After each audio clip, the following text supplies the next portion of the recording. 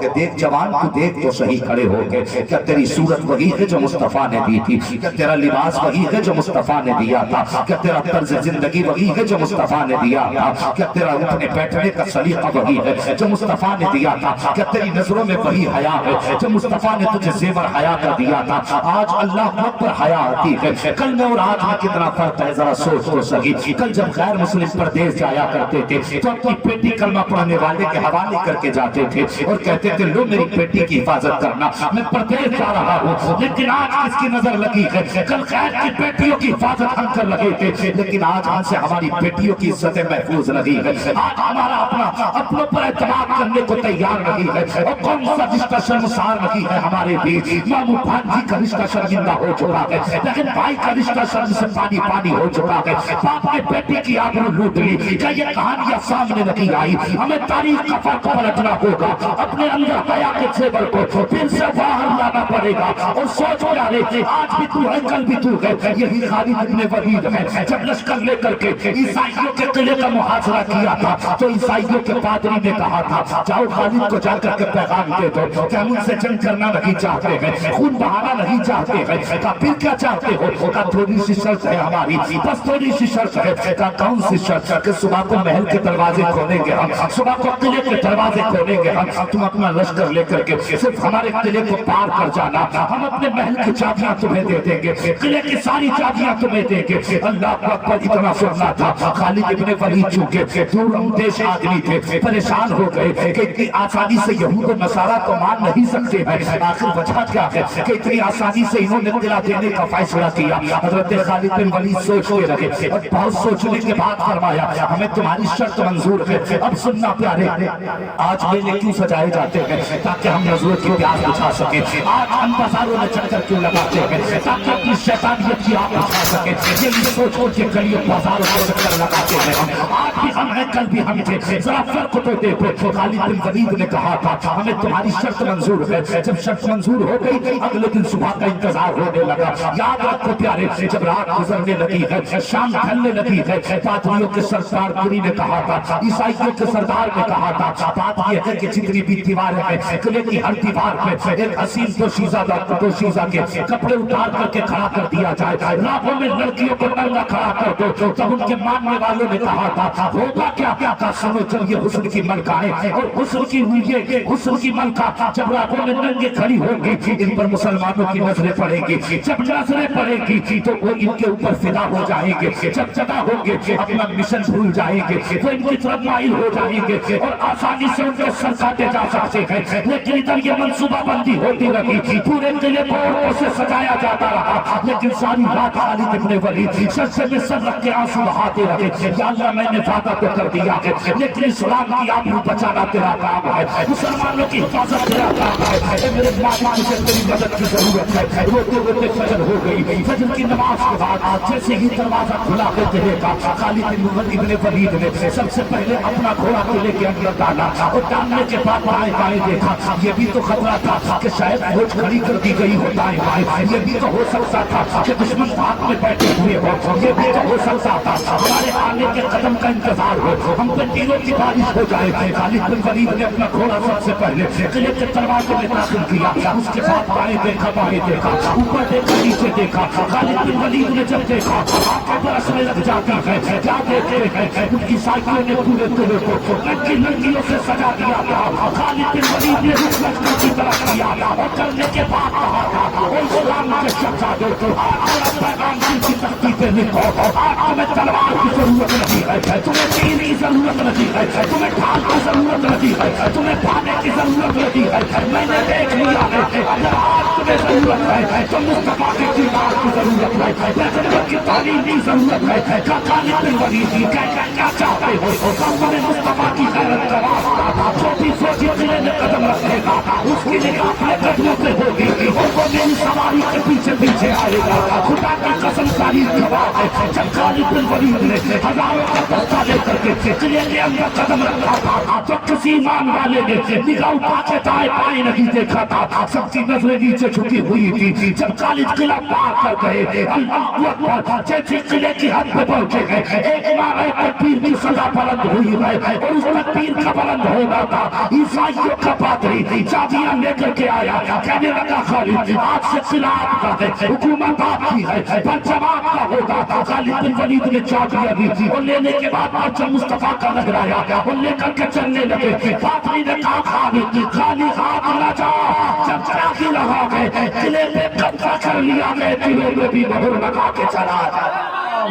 نعرہ تکبیر, نعرہ رسالت, نعرہ رسالت, عظمت اسلام, فیضان شہنشاہ کرم و بلا. نعرہ تکبیر, نعرہ رسالت, نعرہ رسالت. یہ الگ بات کی دانتوں میں دبا رکھا ہے, تیر میں تیروں کے مشکیزہ بچا رکھا ہے. چھیننے والوں دم ہے تو چھینو دریا, اب تو عباس نے بازو بھی کٹا رکھا ہے. اللہ اکبر. کہا تمہیں کیسے اتنی جلدی اسلام کی حقانیت پہ اعتماد ہو گیا؟ تب سننا اس پادری کا خواب. اس نے کہا تھا بات یہ ہے, سمجھ میں آ گیا. جس اسلام کے ماننے والے حیا میں اتنے مضبوط ہیں تو جو پیغمبر اس مذہب کو لے کے آیا ہوگا وہ کتنی شان والا ہوگا, کتنی شان والا ہوگا. یہ رہی ہماری تاریخ. کبھی پڑھی ہم نے اپنی تاریخ؟ ہم تو بھول گئے. ہم نے اپنی زندگی کا مقصد ہی ختم کر دیا. حیا ہمارا زیور تھا. ہم وہ تھے اگر کہیں اکیلا مسلمان کھڑا ہو جاتا تھا تو کسی میں بدتمیزی کی ہمت نہیں ہوتی تھی. آج ہماری بیٹیاں گھروں سے بھاگ نہیں رہی ہیں. مجھے بتائیے, جب بھاگ جاتی ہے پھر آتا مولوی کے پاس, حضرت جی کوئی تعویذ کر دے. بیٹی بھاگ گئی, کسی سے کہہ بھی نہیں سکتے, رسوا ہو جائیں گے. مجھے بتا یہ کمی مولوی کی تھی یا ایک باپ کی تھی؟ سوچیں, دل پہ ہاتھ رکھ کے میں ہاتھ نہیں اٹھواؤں گا کس کے گھر میں کتنا پردہ ہے. مولوی کی خطا تھی, تعویذ دے دے. اور تو نے 18 سال بیٹی کی پرورش کی. مجھے بتا تو نے پالا کیسے تھا بیٹی کو؟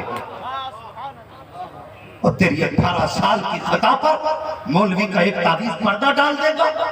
اور جسے تو 18 سال سینے سے لگا کے نہ سمجھا سکا اسے مولوی کے تو روح لکھے ہوئے قلم سے کیسے سنبھال سکتے ہیں؟ کہیں نہ کہیں ہم نے غلط کیا. جب یہ مولوی کہتے تھے بیٹیوں کو موبائل نہ دو, انہیں پردے میں رکھو, تب کیا جواب دیتے تھے؟ نہیں جی, پردہ تو نظر کا ہوتا ہے, پردہ دل کا ہوتا ہے. دل صاف تو سب صاف. اور خدا کی قسم پوری دنیا کی عقل ایک پلے میں رکھو, میرے مصطفیٰ کی عقل دوسرے پلے میں رکھو. ساری دنیا کی عقلیں ملا کر میرے مصطفیٰ کی عقل کے کروڑ میں درجے برابر نہیں. ہاں, جو ان کی زبان سے نکلا ہوا ایک ایک فیصلہ ہے وہی حق ہے.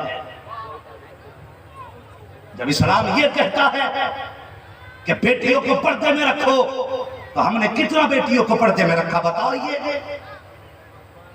آج رشتے چل رہے ہیں, منہ بولا بھائی لگتا ہے میرا, بیٹھی بائک پہ نکل لی, کس کے ساتھ گئی؟ منہ بولا بھائی ہے.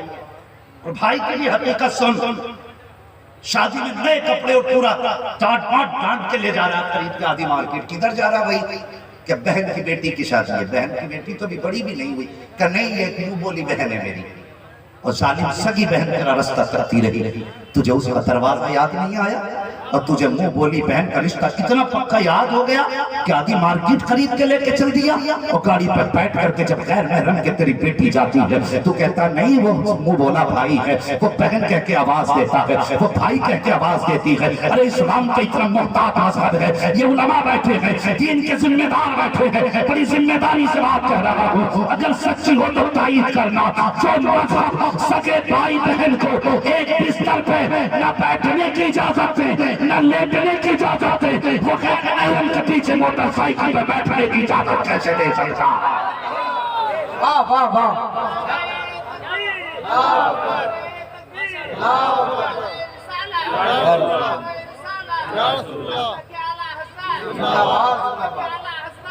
आवाज।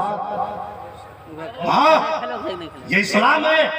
पूछो इन उलमा से, सगे भाई बहन को ऐसे बैठने की इजाजत नहीं कि एक दूसरे का बदन टकराए। ये है इस्लाम। वो हमने खैर महरम के हवाले बेटी कर दी, ये कहकर के मुंह बोला भाई है। और जानते हो तुम्हारे घर में टाके वही डालते हैं जिन पे तुम सबसे ज्यादा एतमाद किया करते हो। तुमने अपनी अक्लों का इस्तेमाल किया, मुस्तफा के दीन का इस्तेमाल नहीं किया। काश तुमने अपनी अक्लों को हुजूर के फरमान पर कुर्बान कर दिया होता, आज यूं रुसवाइयां नहीं होती, आज यूं दुनिया के आगे गर्दन झुकानी नहीं पड़ती। मुझे बता तो सही, हमारे घरों के हालात क्या हैं?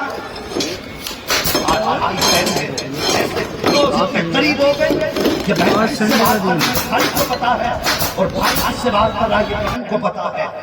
बता जिन घरों में इतनी बेहयाई हो, उन घरों की सतह कैसे महफूज रह सकती?